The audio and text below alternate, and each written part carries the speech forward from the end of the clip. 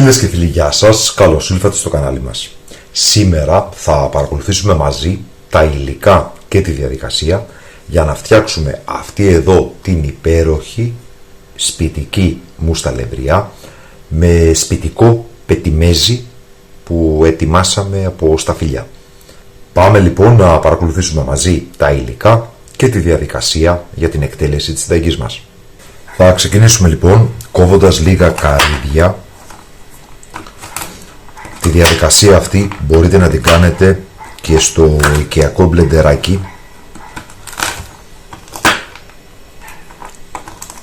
Εγώ, όπως βλέπετε, χρησιμοποιώ καρύδια πεκάν λόγω κάποιων αλλεργιών που υπάρχουν στην οικογένεια. Εσείς όμως μπορείτε να χρησιμοποιήσετε τα κανονικά ελληνικά καρύδια που είναι νοστιμότατα.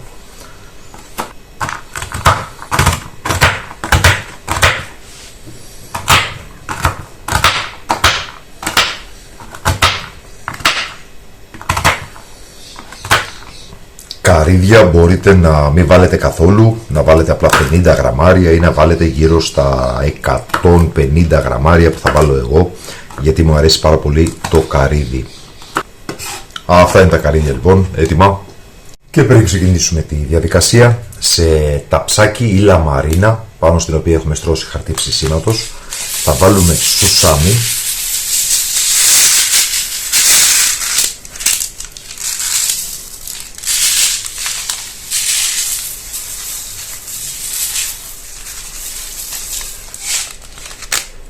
Για να το καβουρδίσουμε και να το βάλουμε πάνω από την μουσταλεμπριά μας. Το σουσάμι είναι προαιρετικό, αν θέλετε το παραλείπετε. Επίσης, αν δεν θέλετε να καβουρδίσετε στο φούρνο, μπορείτε να κάνετε ακριβώς την ίδια διαδικασία σε ένα απλό αντικολλητικό τηγάνι. Αν χρησιμοποιήσετε φούρνο, απλά θα ανάψετε το φούρνο στους 180 βαθμούς και θα βάλετε μέσα το σουσάμι για 5-6 λεπτάκια μέχρι να δείτε ότι έχει πάρει ένα ωραίο ρόδινο χρώμα. Και πάμε λοιπόν τώρα να βάλουμε τα υλικά μας στην κατσαρόλα. Θα χρειαστούμε μία κούπα, όποια θέλετε εσείς, αλλά θα μετρήσετε όλα τα υλικά με την ίδια κούπα. Θα χρειαστούμε λοιπόν μία κούπα αλεύρι. Μπορείτε φυσικά να χρησιμοποιήσετε αλεύρι για όλες τις χρήσεις, αλλά για το καλύτερο γευστικό αποτέλεσμα κάντε ό,τι κάνω και εγώ, δηλαδή χρησιμοποιήστε αλεύρι για ζυμωτό ψωμί. Αυτό το σταρένιο αλεύρι με το ελαφρύ κίτρινο χρώμα θα δώσει μια εντελώς διαφορετική γεύση στη μουσταλεμπριά σας. Μία κούπα λοιπόν αλεύρι. Μην μπερδευτείτε, εγώ θα φτιάξω τη διπλάσια δόση και επομένως τα υλικά μου όλα θα είναι επί 2. Ξαναλέω λοιπόν, για τη μονή δόση μία κούπα αλεύρι για ζυμωτό ψωμί. Θα χρειαστούμε μία κούπα πετιμέζι από μούστο. Αυτό είναι το πετιμέζι που έφτιαξα εγώ, έχω ανεβάσει σχετικό βίντεο. Βλέπετε τι ωραίο χρώμα.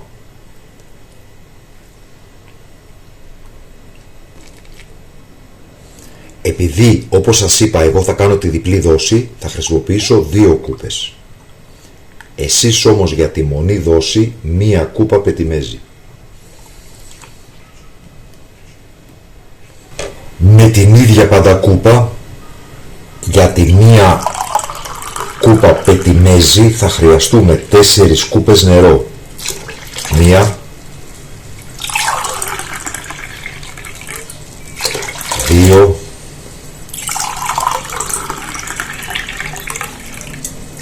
3,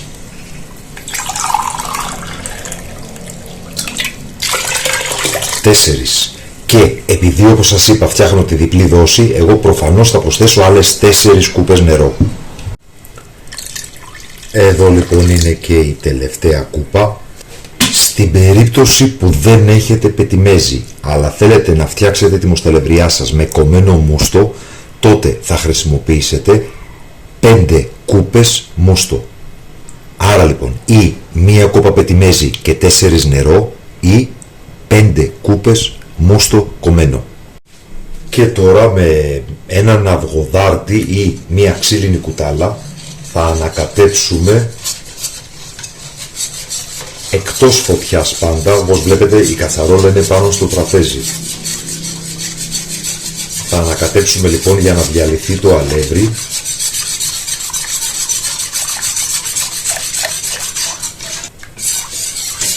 Το οποίο αλεύρι ήδη έχει διαλυθεί, οπότε πάμε να τοποθετήσουμε την κατσαρόλα μας στην εστία.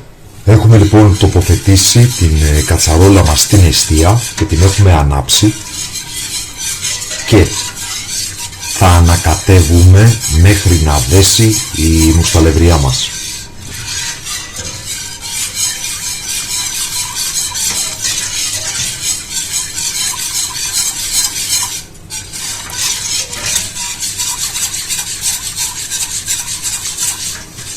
Όταν η μουσταλευριά μας δέσει, μπορούμε να ανακατέψουμε χοντροσπασμένο καρύδι στο εσωτερικό και να ανακατέψουμε φυσικά για να πάει παντού.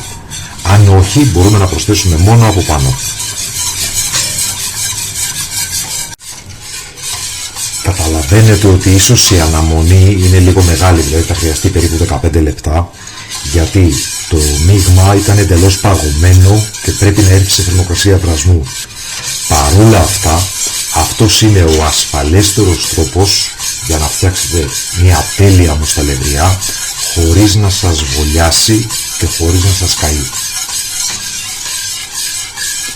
Στο σημείο αυτό θα θέλαμε να σας ευχαριστήσουμε που υποστηρίζετε το κανάλι με την εγγραφή σας, πατώντας το καμπανάκι για να λαμβάνετε τις ειδοποιήσεις, πατώντας like, κοινοποιώντας το σύνδεσμο του βίντεο στα μέσα κοινωνικής δικτύωσης και βέβαια με τα σχόλια που μας γράφετε, με τις ερωτήσεις και τις απορίες σας, αλλά ακόμα και με ένα απλό emoji, μια φατσούλα δηλαδή, που δείχνει στον αλγόριθμο του YouTube ότι το βίντεο αρέσει και άρα θα το προωθήσει περισσότερο.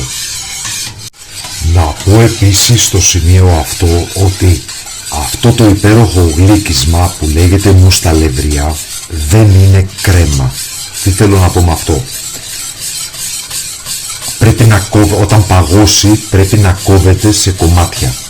Αν δεν κόβεται σε κομμάτια, αν δεν βγαίνει ακέραιο το κομμάτι, αλλά το πιατάκι ή η πιατέλα από εκεί που αφαιρέσαμε το κομμάτι παραμένει λερωμένο, τότε αυτό δεν είναι μουσταλευριά, είναι απλά μια κρέμα μούστου. Η μουσταλευριά πρέπει να κόβεται σε κομμάτια, σαν τη γαλατόπιτα. Η μουσταλευριά μας έχει αρχίσει και δένει, όπως βλέπετε. Έχω χαμηλώσει πάρα πολύ τη φωτιά με maximum το 3, την έχω στο 1,5 αυτή τη στιγμή και συνεχίζω καρτερικά το ανακάτεμα μέχρι να αρχίσει ο βρασμός, μέχρι να αρχίσει να κοχλάζει. Μεγάλη προσοχή, αν έχετε πολύ υψηλή θερμοκρασία, με το που θα ξεκινήσει ο βρασμός θα αρχίσει να πετάγεται καυτή μουσταλευριά προς όλες τις κατευθύνσεις και πιστέψτε με, δεν θέλετε να το νιώσετε πάνω στο δέρμα σας, είναι από τα χειρότερα εγκάβματα που μπορεί να συμβούν.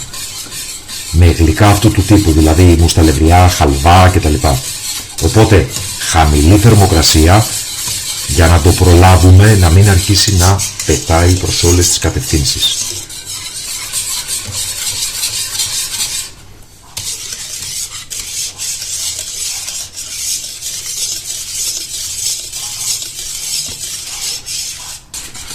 Όπως προσέξατε, δεν πρόσθεσα καθόλου ζάχαρη γιατί το πετιμέζι που έφτιαξα ήταν απίστευτα γλυκό ακόμα και για μένα.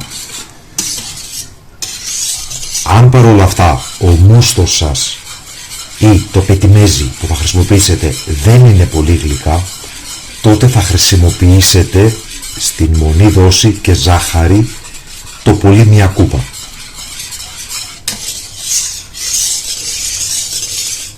Όπως βλέπετε είναι έτοιμος ο βρασμός να ξεκινήσει. Βλέπετε, αρχίζουν κάποιες φουσκάλες στην επιφάνεια.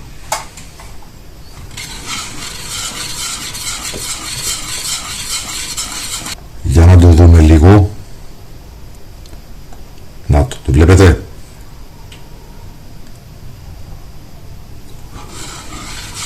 Οπότε μόλις ξεκινήσει ο βρασμός θα σβήσουμε την εστία και θα αποσύρουμε την κατσαρόλα μας από την εστία. Βλέπετε, να το, ξεκινάει ο βρασμός. Σβήνω αμέσως την εστία.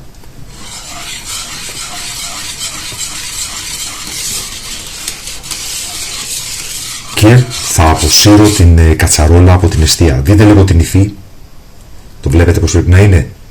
Θα μοιράσουμε λοιπόν τη μουσταλευρία σε πιατέλες, πιατάκια, ταψάκια, πύληνα μεγάλα, πύληνα ατομικά, ανάλογα τι θέλει ο καθένας.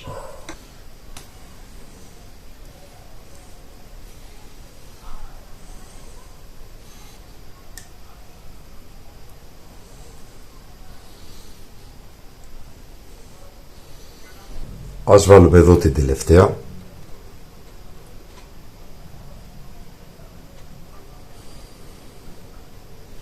Τώρα στην επιφάνεια μπορούμε να βάλουμε λίγο καρύδι.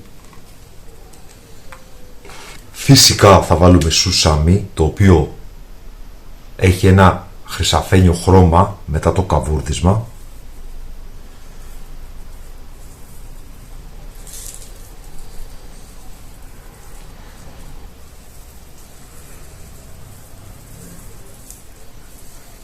Εδώ έχουμε και το ατομικό και φυσικά θα βάλουμε λίγη κανελίτσα.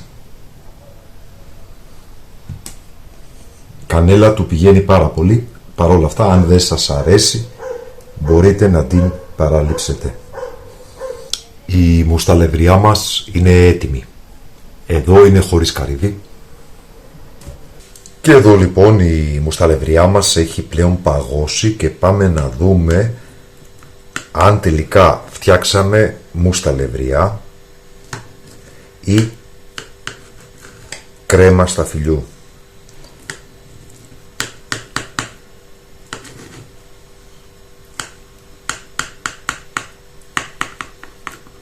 Πάμε λοιπόν να βγάλουμε ένα κομμάτι.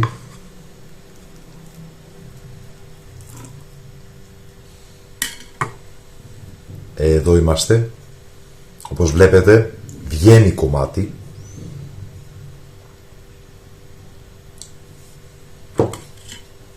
Δείτε εδώ, είναι καθαρό, το βλέπετε. Αυτή ήταν λοιπόν η σημερινή μας συνταγή, μουσταλευριά με σπιτικό πετιμέζι. Ελπίζουμε να σας άρεσε. Σας ευχαριστούμε που μας παρακολουθήσατε. Καλή συνέχεια, να είστε όλοι καλά.